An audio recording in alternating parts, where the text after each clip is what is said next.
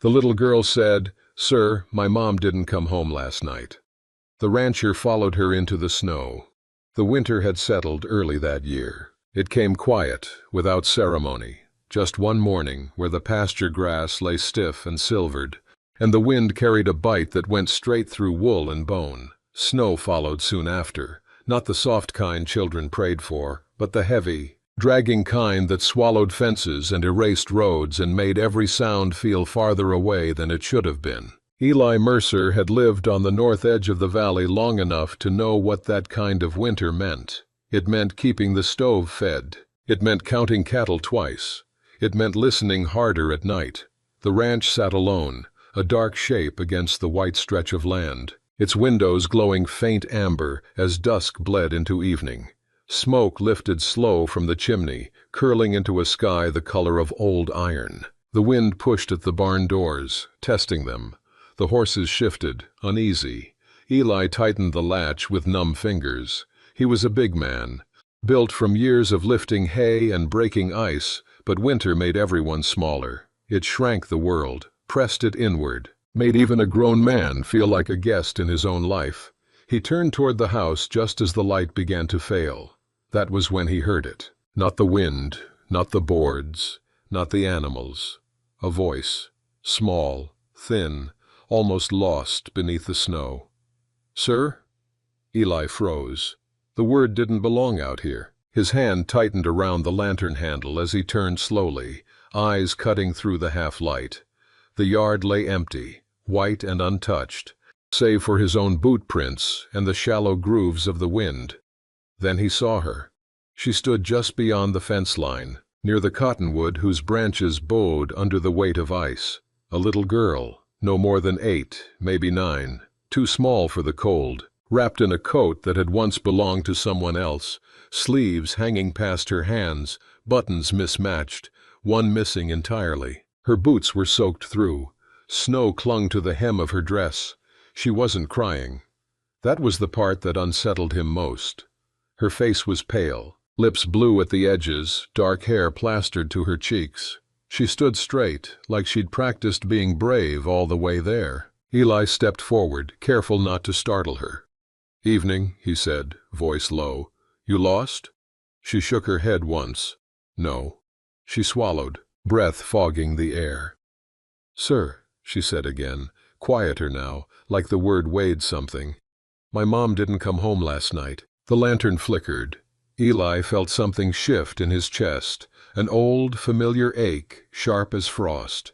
He crouched down to her level, the snow soaking through his knees. "What's your name?" he asked. "Mara." "Where do you live, Mara?" She lifted a small hand and pointed, not toward town, not toward the road, but toward the open land beyond the ridge, toward the trees, toward the places people didn't go once winter set in. "She went to check the traps," Mara said. "She said she'd be back before dark." Eli followed the line of her finger. The woods loomed there, dark and dense, the snow beneath them untouched. No lantern light, no smoke, no movement. "How long ago was that?" Mara hesitated. Then, "Yesterday morning." The wind rose, sending a thin sheet of snow skittering across the ground. Eli stood. "Come inside," he said. "You're freezing." She didn't move. "She told me not to go with strangers." That earned a pause. Eli nodded once. "That's smart." He slipped off his gloves and held them out instead. "I'm Eli. I live right there. We'll warm you up. Then we'll go find her." Mara studied his face like she was weighing something older than herself. Then slowly, she took the gloves. Inside, the house smelled of wood smoke and coffee gone bitter on the stove. Eli wrapped her in a blanket, set her on the bench near the fire. Her hands shook as the warmth reached them. "She always comes back," Mara said suddenly, "even when it storms." Eli poured her a cup of broth, watched her sip with careful determination. "When did it start snowing yesterday?" he asked. Her brow furrowed. "Before lunch." Eli looked toward the window. That wasn't good. He pulled on his coat, checked the rifle by the door, not because he expected trouble, but because winter didn't care what you expected. "I'm coming too," Mara said, standing. He shook his head. "Not this time." Her jaw tightened. She'll be scared if I'm not there. That stopped him. He sighed, crouched again. You stay here. I'll follow her tracks. If she's hurt, I'll bring her back. If I need you, I'll come get you. Deal? Mara nodded, though her eyes stayed fixed on the door. Eli stepped back into the cold. The snow swallowed his boots immediately. He found the tracks near the ridge, faint, half-filled, leading toward the trees. A woman's stride, steady, purposeful. Then, farther in, they changed. Shorter steps, uneven. Eli followed. The woods closed around him, branches heavy with ice. The silence pressing in. Snow fell thicker here, muffling sound, blurring distance. The light faded fast, shadows stretching long and dark. And then he saw something that made his breath catch. A dropped glove, half buried, small. He picked it up, snow melting against his palm. Mara's mom, he murmured. Hold on. The trail led deeper, into the snow, into the quiet, and Eli followed it, not knowing yet that the cold wasn't the worst thing waiting out there. The snow deepened the farther Eli went. It rose past his ankles, then his calves, clinging heavy and wet, turning every step into a choice. The woods swallowed sound whole. Even his breathing felt too loud, like the land might hear it and take offense. He moved slower now, eyes trained low. The tracks were there, but barely. A boot heel here, a scuffed toe there. The wind had already begun its work, softening edges, filling gaps. Whoever she was, Mara's mother hadn't rushed at first. These were the tracks of someone who knew the woods, someone who had walked them before. Then came the stumble, a long drag through the snow, a place where one foot slid sideways, cutting a shallow groove. Eli knelt, pressed his glove into it, fresh enough to still hold shape beneath the powder. Damn, he whispered. The light thinned to a gray-blue haze as the trees crowded closer together. The temperature dropped hard, sudden enough to sting his lungs. He could feel it now, the kind of cold that didn't just chill, but hollowed you out from the inside. He pushed on. A few yards ahead, the land dipped into a shallow ravine. Snow had drifted thick there, piling unevenly against fallen branches and rocks. Eli slid down carefully, bracing himself against a birch trunk. That's when he saw her. At first, he thought it was just a shadow. Then the shadow moved. She lay on her side near the base of a spruce, half covered in snow, one arm bent beneath her chest. Her coat was dark, the fabric stiff with ice along the hem. Dark hair spilled across her face, crusted white. Eli moved fast. "Hey," he said, dropping to his knees beside her. "Hey, can you hear me?" He brushed snow from her shoulders, her back. She was breathing, shallow and uneven, each breath hitching like it might not make the next one. Her skin was cold, too cold. He checked her neck, fingers fumbling through gloves. There, faint, but there. "You're alive," he murmured. "Stay with me." Her eyes fluttered open. They were brown, dark, focused, even through the pain. You're not her," she whispered. Eli shook his head. "No, I'm Eli. Your daughter came to my place." Something shifted in her expression, not relief exactly, something sharper. "Mara," she breathed. "She shouldn't have—" "She's safe," he said quickly, warm, waiting. The woman swallowed. Her lips were cracked, blue at the edges. "I slipped," she said, "hit my leg, tried to crawl." Eli glanced down. Her right leg lay at an odd angle beneath her coat, boot twisted wrong. "All right," he said softly. "Don't move. I've got you." He shrugged off his pack, pulled out a blanket, wrapped it around her shoulders as best he could. The snow soaked through his sleeves, numbing his arms, but he worked steadily, the way you did when panic wouldn't help. "What's your name?" he asked. "Clara." "Okay, Clara. I'm going to get you out of here." She let out a short, broken laugh. "In this?" Eli met her gaze. "I've pulled worse out of worse." That earned him a faint smile. It didn't last. As he shifted her carefully, preparing to lift, Clara's fingers tightened around his sleeve. "Wait," she said. He paused. Her eyes slid past him toward the trees behind. "You hear that?" she asked.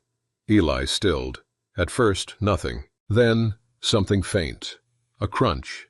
Not the wind. Not snow falling. Footsteps. Slow.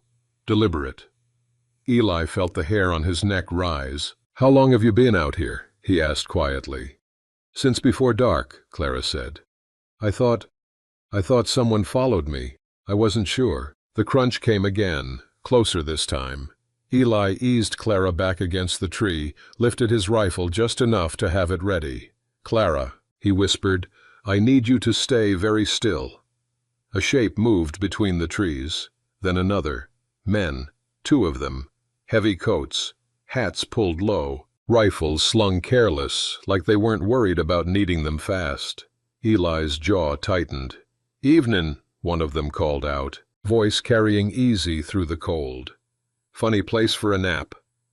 Eli stood slowly, putting himself between them and Clara. "She's hurt," he said. "I'm taking her home." The men exchanged a look. "That's so," the second one said. "We've been looking for her." Clara's grip tightened on Eli's coat. "Eli," she whispered. "Don't." "Step back," Eli said, voice low but solid. "This doesn't concern you." The first man smiled thinly. "Everything concerns us out here." Snow fell heavier now, the light nearly gone. Eli felt the weight of the woods pressing in, the cold biting deeper. Somewhere miles away, a little girl waited by a fire, trusting him to come back. And Eli knew, whatever happened next, there was no turning around. The men didn't rush.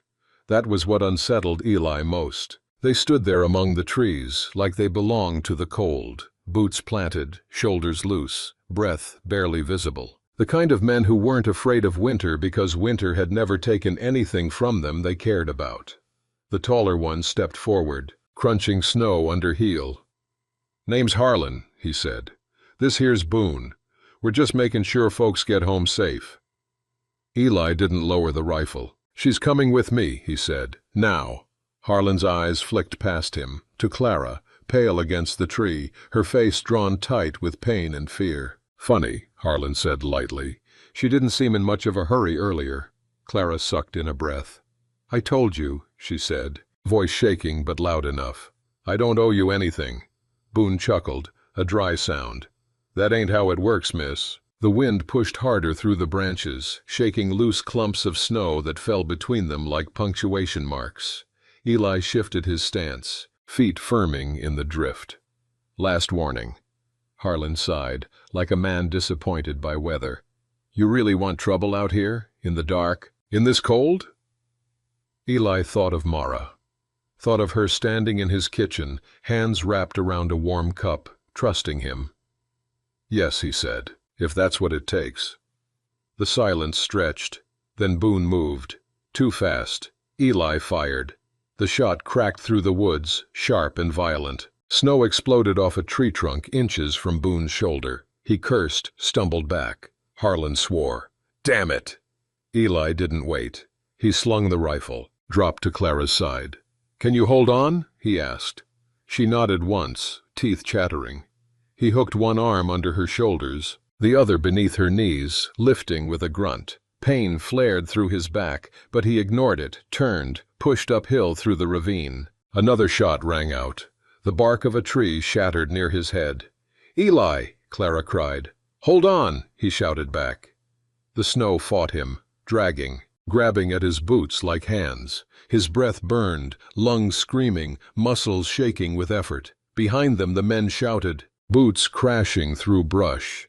Eli broke through the tree line just as his strength threatened to give out. The open land stretched ahead, pale and endless under the dim sky. And there, barely visible through the falling snow, the faint glow of his house. He staggered, legs trembling, vision narrowing. Another shot whined past, close enough that he felt the air shift. Then, a scream, high, sharp, desperate. "Mom!" Eli's head snapped up. Mara stood at the edge of the yard, coat flapping open, hair whipping wild around her face. She was barefoot in the snow. "Go inside!" Eli roared. But she didn't. She ran, straight toward them. "No!" Clara screamed, struggling weakly in his arms. "Mara, stop!" The men slowed behind them, startled. "Mara!" Eli shouted, panic tearing through his chest. "Get back!" But the girl didn't hear fear. She only saw her mother. Eli dropped to his knees as Mara reached them, wrapping her arms around Clara's neck, sobbing into her coat. "I thought you were gone," she cried. "I thought—" Clara pressed her face into her daughter's hair, tears freezing on her lashes. "I'm here," she whispered. "I'm here." Footsteps crunched closer. Eli rose, stepping in front of them, body wide, rifle empty, but still raised. Harlan and Boone emerged from the trees, breath heavy, faces hard. "Well," Harlan said, "that complicates things." Mara turned, eyes wide, finally seeing them. "Mom?" she whispered. "Who are they?" Clara's arms tightened around her. "No one," she said fiercely. "Look at me. Just look at me." Harlan took another step forward. Eli didn't think. He moved. He swung the rifle, not fired, but used like a club. The butt connected with Boone's jaw with a wet crack. Boone went down hard, disappearing into the snow with a shout. Harlan swore and lunged. They collided, bodies slamming together, boots slipping. Eli felt the man's hands claw for his throat, felt the cold burn of snow down his collar as they went down. Harlan was smaller, but quicker. His fist caught Eli's cheek, stars bursting behind his eyes. "You should have stayed out of it," Harlan snarled. Eli grunted, rolled, shoved with everything he had. He felt something in his shoulder tear, white-hot pain flashing, but he got his knee up, drove it into Harlan's gut. Harlan staggered back. Then the sound came, a deep, echoing boom. The men froze. Another followed, louder. The ground seemed to hum with it. Horses, more than one. Harlan's face drained of color. Shit. Lantern light flickered from the ridge road. Voices carried through the snow. Searchers, neighbors. Men who'd seen smoke late. Men who knew Eli Mercer and didn't ask questions when he asked for help. Harlan backed away, dragging Boone upright. "This ain't over," he spat. Eli didn't answer. He watched them vanish into the trees, swallowed by white and shadow. Only then did his legs give out. He sank to the snow, breath ragged, pain flooding in everywhere at once. Mara knelt beside him, eyes huge. "Sir?" Eli managed a smile. "Told you I'd come back." Lights approached. Voices called his name. Winter pressed in around them. But for the first time that night, it didn't feel quite so endless. Eli woke to the sound of wind scraping snow against glass. For a moment he didn't know where he was. Pain floated in before memory, slow, spreading, heavy. His shoulder throbbed. His ribs ached every time he breathed. Something warm pressed against his left hand. He opened his eyes. The ceiling above him was low and familiar, darkened by years of smoke. His bedroom. The old iron stove in the corner glowed faint red, fed steady. Morning light filtered weak and gray through the frost-laced window. And beside the bed, sitting straight-backed on a chair, like she was afraid to lean too much, was Mara. She noticed his eyes move and straightened immediately. "You're awake," she said, voice hushed, like loud words might break him. Eli swallowed. "Morning," he rasped. She smiled, quick and bright, relief flashing across her face. "It's almost afternoon," she corrected. "You slept a long time." "That figures," he muttered. The warmth at his hand shifted. Clara sat on the edge of the bed, her fingers wrapped gently around his. Her leg was bound in splints and thick cloth, propped carefully on a stool. Her face was pale but steadier than before. Awake, present. "You scared us," she said quietly. Eli tried to shrug, and regretted it instantly. He hissed through his teeth. "Sorry," he said after a moment. "Didn't mean to." Mara leaned forward. "Mom says you're not allowed to move," she announced seriously. "Or argue." Eli let out a weak chuckle. "That so?" Clara's mouth twitched despite herself. "That's so." Outside, voices drifted faintly through the walls, men talking, boots crunching, the low sound of someone splitting wood. The searchers, neighbors who'd stayed through the night, who'd carried Clara inside, who'd stood watch until the sun came up. "They left a little while ago," Clara said, following his gaze. Said they'd check the ridge for tracks. Sheriff, too. Eli nodded. Good. There was a pause, the kind that wasn't empty, just waiting. Those men, Clara said finally, they've been coming around since fall. Eli's jaw tightened. What did they want? She looked down at their joined hands. My husband died 2 years back. Ranch wasn't much, but it was paid for. They said I owed them for protection, for keeping trouble away. And when you said no, her fingers curled slightly. They stopped asking. Mara climbed onto the bed carefully, settling near Eli's hip. She rested her head against her mother's arm, eyes already heavy again. They won't come back, Eli said. Clara looked up at him then. How can you be sure? Eli met her gaze. There was no bravado in it, just certainty earned the hard way. Because Winter remembers, he said. And men like that don't like being remembered. The house grew quiet again, the fire ticking softly as it settled. Later, when Mara fell asleep for good, breathing slow and even, thumb tucked into her sleeve, Clara shifted, wincing slightly. I should go, she said. You need rest. You're not going anywhere in that leg, Eli replied, and you don't owe me anything. She studied him for a long moment. I know. Then softer. That's why I'm staying. He didn't answer, just watched the snow slide slowly down the window pane. The world outside blurred and white. They settled into a strange kind of rhythm after that. Days passed. Snow fell and fell again, burying the valley deeper, softening everything sharp. Clara stayed in the spare room, her crutches leaning against the wall. Mara took over small jobs with solemn dedication, feeding the chickens, stacking kindling, reminding Eli not to lift things he shouldn't. At night, the three of them sat near the fire. No rush, no questions that didn't need asking. One evening, as the storm outside howled harder than usual, Mara looked up from her drawing. Sir, she said. Yeah, kiddo?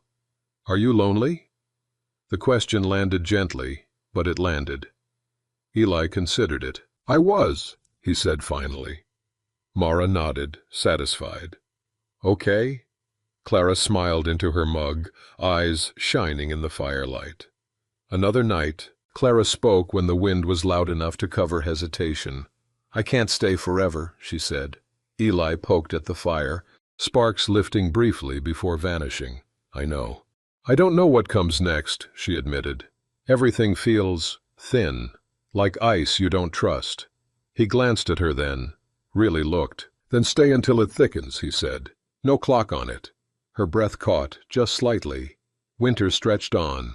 The men never returned. By the time the snow finally eased, the land lay transformed, quiet, clean, forgiving in a way only winter could manage.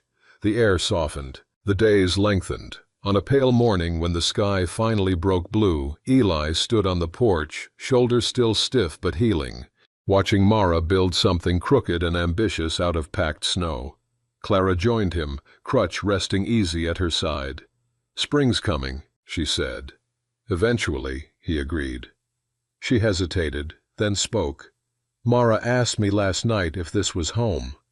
Eli's breath fogged in the air. And what did you tell her?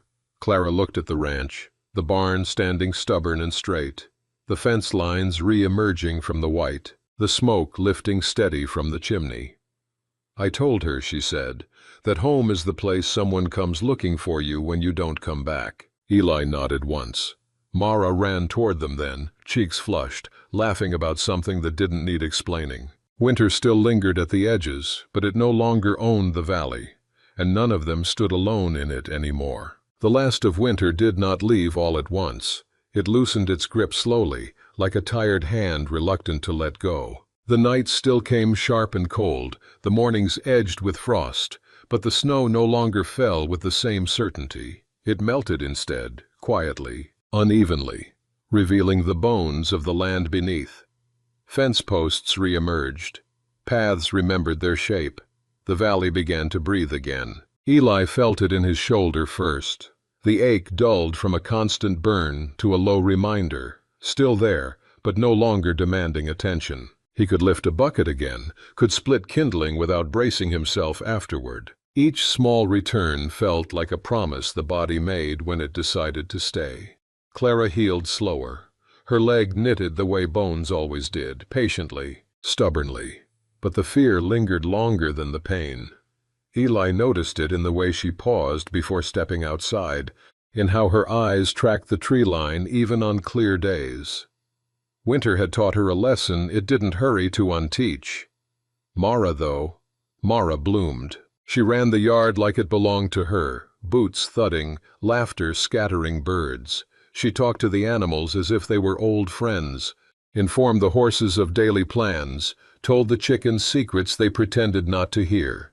She grew louder as the snow receded, as if warmth unlocked something stored deep inside her.